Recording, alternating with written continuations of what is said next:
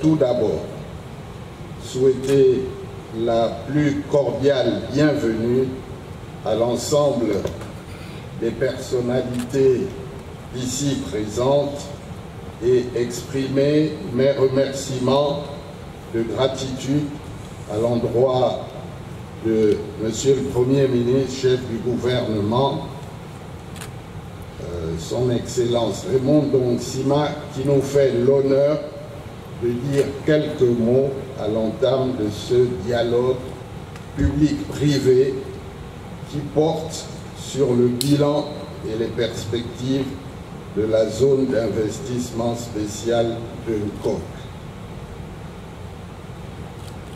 Ce dialogue est bienvenu dans la mesure où il cadre parfaitement avec les objectifs de restauration de la gouvernance institutionnelle, sociale, économique et environnementale portée par le comité de transition pour la restauration des institutions sous le leadership de son Excellence, Monsieur le Président de la Transition, Président de la République, chef de l'État, le général de brigade Brice Clotaire Oligui Nguema.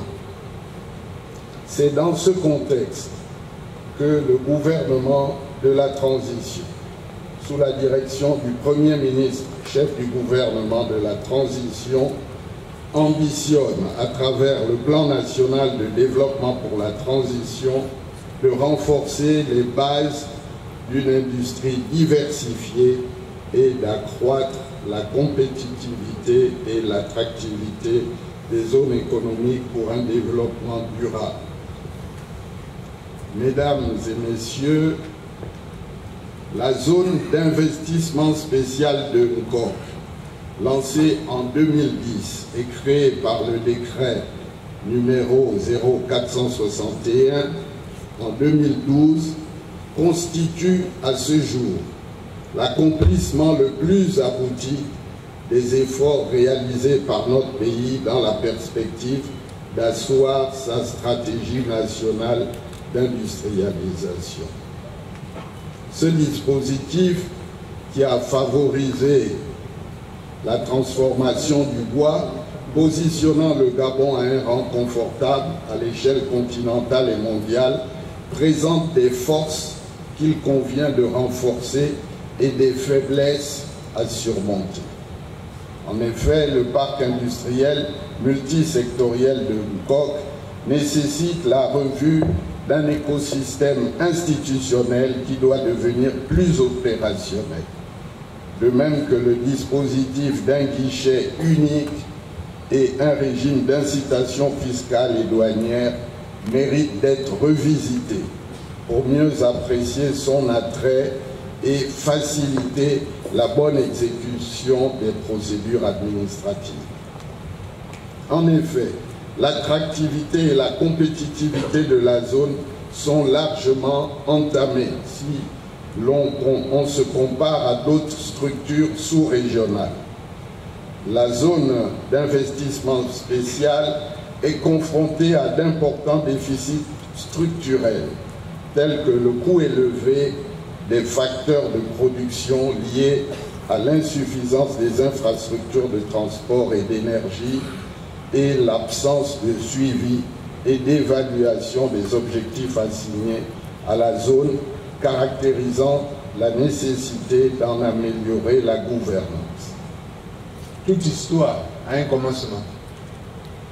Et avant d'aller au cœur de mon propos de ce matin, je voudrais vous rappeler ce qui a été à l'origine de cette rencontre. Il y a 6-8 mois, des incidents regrettables se sont produits à Nkok. Et à cette occasion, plusieurs ambassadeurs de Chine, ce n'était pas celui-là, mais son prédécesseur, ambassadeurs de Suisse, ambassadeurs, j'oublie l'autre pays, en tout cas, plusieurs ambassadeurs sont venus me voir pour porter les doléances de leurs compatriotes qui avaient été bousculés et même maltraités. c'était un événement regrettable et je continue à exprimer les regrets du gouvernement pour ce qui s'est passé. Je m'étais donc rendu sur les lieux avec plusieurs ministres, rencontrer les opérateurs en COP. On avait passé une journée longue à discuter, à essayer de calmer le jeu. Et j'avais promis plus tard d'organiser une rencontre avec les uns et les autres pour parler d'un COP. Nous avons attendu que les mesures d'apaisement produisent leurs effets. Je crois que ça s'est un peu calmé. Et puis le temps a passé. Nous avons été pris un peu par le calendrier politique. Et puis les uns et les autres, nous sommes allés en vacances. Ceux qui ont pu partir, ce qui n'est pas encore mon cas. Et de retour des vacances, comme ça se passe partout dans le monde, il y a une rentrée. Nous avons eu la rentrée académique des établissements scolaires. Nous avons une rentrée judiciaire qui s'annonce. Il y aura une rentrée politique. Elle a déjà eu lieu. Nous avons eu la rentrée parlementaire, à l'Assemblée, au Sénat. Et il m'a semblé utile de commencer le cycle de cette année, de faire la rentrée économique, en commençant par le commencement, c'est-à-dire en rencontrant les opérateurs de la zone économique spéciale d'Nkok, ainsi que je m'y étais engagé. Nous y voilà donc. Nous sommes là ce matin et je vous remercie pour votre présence qui se veut,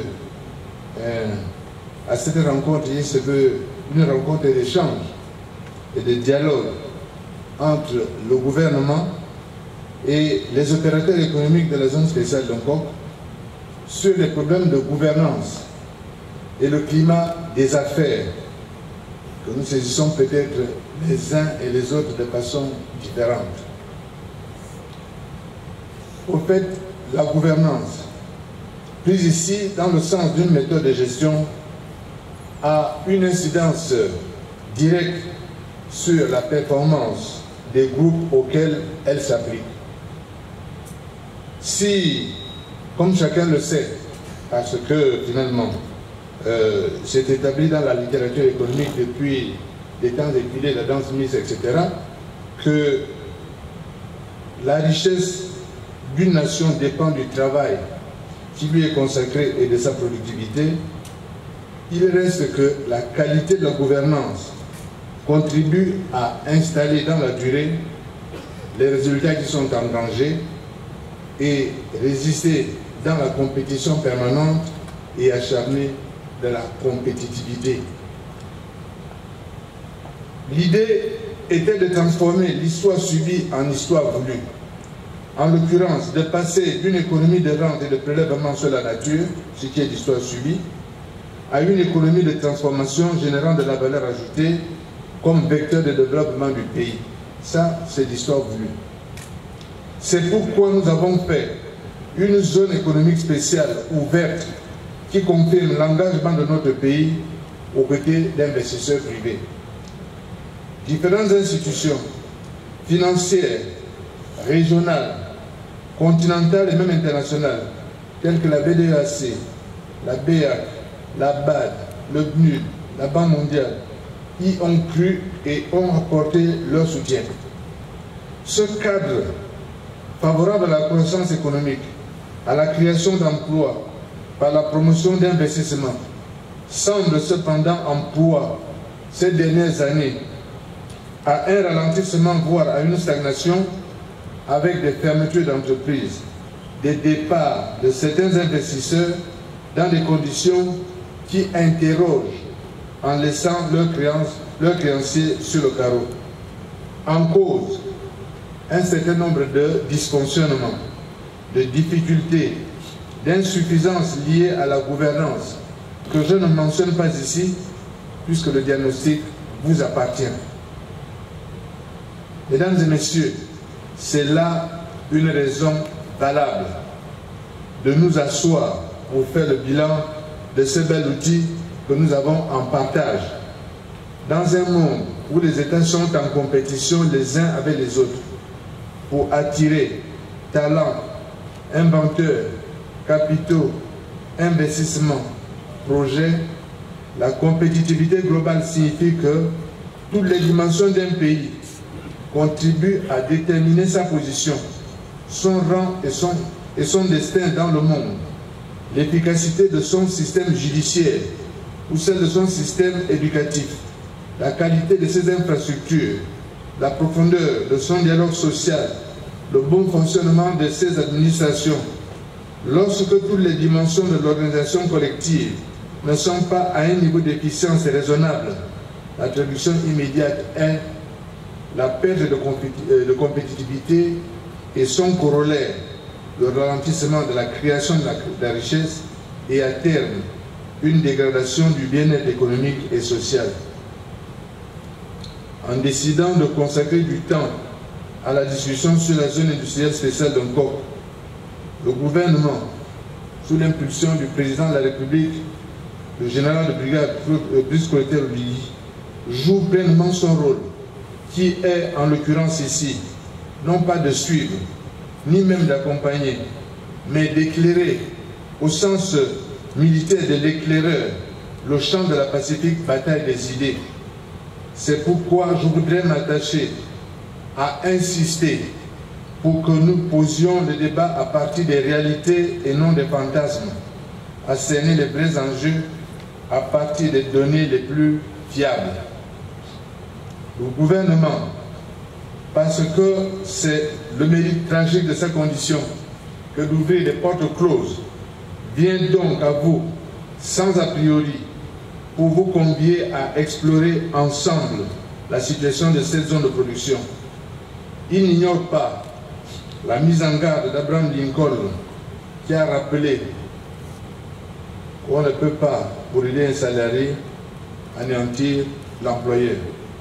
Il sait, le gouvernement, comme l'a relevé notre homme illustre dans notre pays, que l'argent n'aime pas le bruit, c'est-à-dire que les affaires ne font pas bon ménage avec la contestation sociale, que si le poussin piaille la nuit, c'est que les fourmis sont dans le poulailler.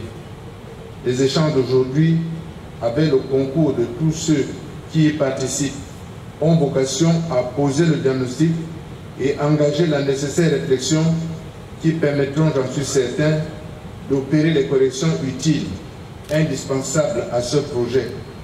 Il porte l'ambition d'une vision globale, cohérente et stratégique de notre pays pour actionner de nouveaux leviers de croissance et d'innovation et promouvoir la compétitivité. Notre compétitivité, la compétitivité de notre appareil productif, la compétitivité de l'économie gabonaise.